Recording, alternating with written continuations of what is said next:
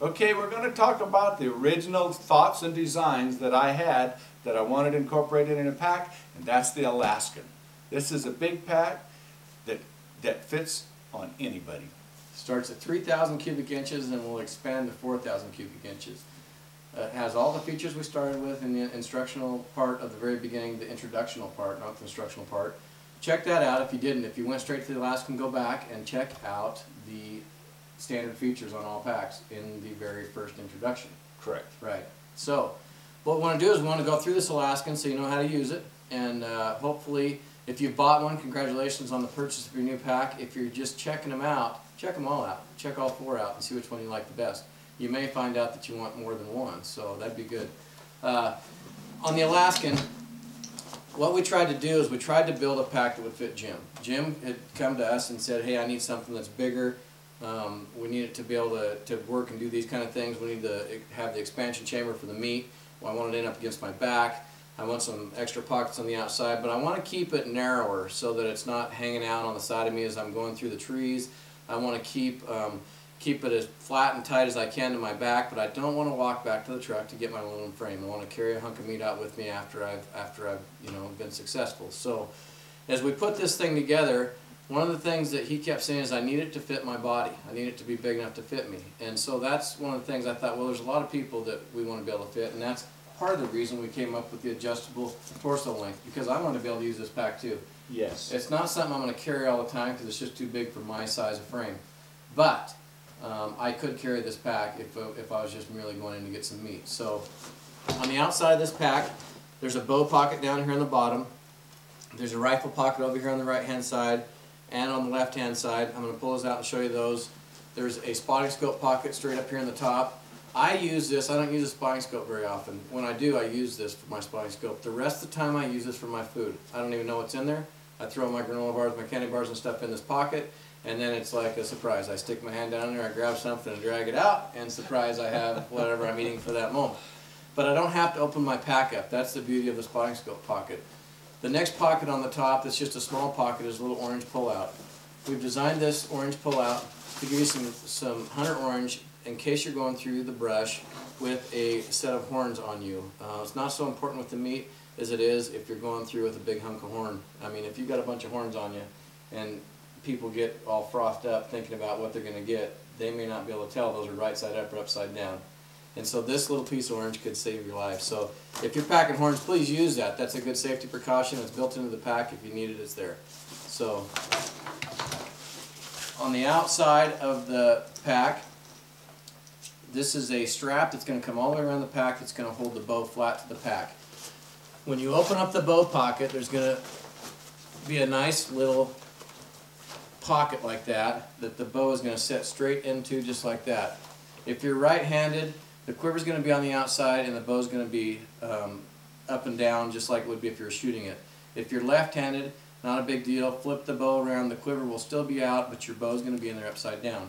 So when the bow goes into the pocket like that, that's going to hold it. It's a reinforced pocket, so your wheel's not going to wear through.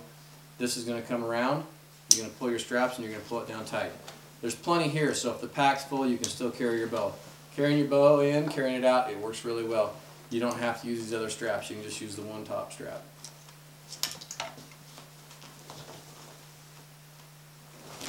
On the side of the pack, there's a little pocket that comes out, and Jim has pointed out on several of the other packs that we've talked about them. This pocket works really great for a water bottle pocket. Lots of people nowadays carry water bladders in their packs, and if you don't and you like a water bottle, this is a pocket that you could put a water bottle in. It's designed to carry the butt of the rifle, or the compression straps on the sides are going to unhook and come over the rifle. The butt of the rifle is going to drop into here. The scope is going to be facing back, and the gun's going to be vertically up along your back, up and down along the side of you. You're going to bring the compression straps out and you're going to hold it in tight. There's another one of these pockets on the other side of the pack, right here. I don't need to drag that out. It's in there. If you need to use it, you can carry a tripod on this side, a rifle on the other side, a spotting scope on the top. There's a pocket for each. And you still have all your main compartment pockets.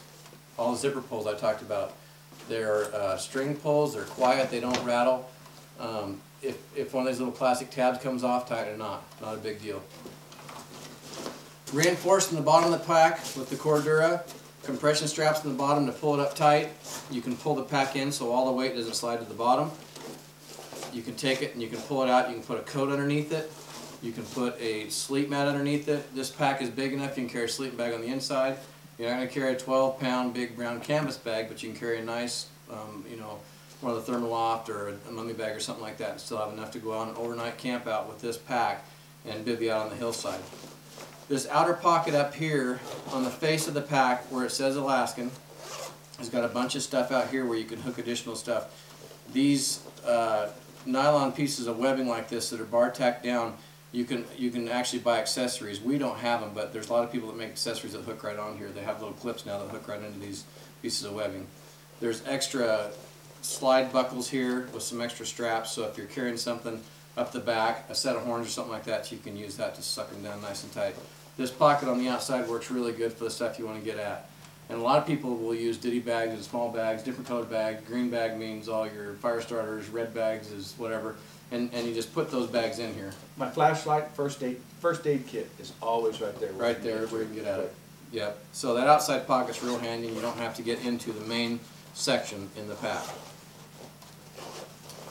Now moving to the inside of the pack, when you open the pack up, the first zipper in is going to take you into your regular backpack compartment. This is what every backpack has, is a main backpack compartment. On the inside of this is where I was saying you could put your sleeping bag if you're staying out overnight, your clothes, all the different things that you're going to use, and you want to leave them in there. You're not going to be dragging them out, and you're not going to have to worry about it if you're going to carry a piece of meat because we have the expansion chamber on the inside. So any of that stuff like that that you're going to carry is going to go into this main compartment. There's another extra pocket in here for whatever you would like, keys, whatever. On the zipper for the expansion pocket, this pocket right here is the inside pocket, which is the one I was talking about for the spotting scope. It's long enough, 90% of the spotting scopes will all fit in there. All the good ones that people like to use fit in this. We've checked that. So on the expansion part of this backpack where the zipper zips all the way around, it's real important that you unzip this all the way. It's going to come apart like a coat. With it facing on my back, if my back was here, the zipper that's to the right is the one I want to take around the pack. So as I take it around the pack, there's compression straps here that's going to pull it in tight. There is a Cordura section that's going to allow this pack to bellow away from the frame. I'll show you that frame when we get on the inside. Unzip this all the way around.